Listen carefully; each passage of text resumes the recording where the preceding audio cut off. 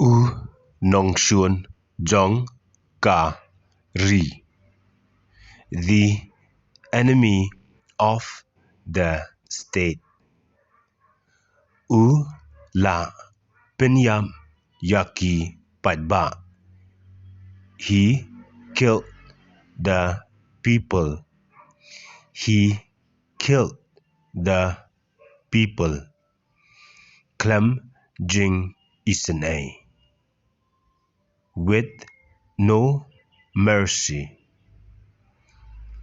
Kidai ban yale mar persha. They should fight back.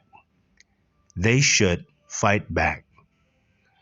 Lamda kumta on dan shu tang wei ru ban sa. Otherwise, there will be no one left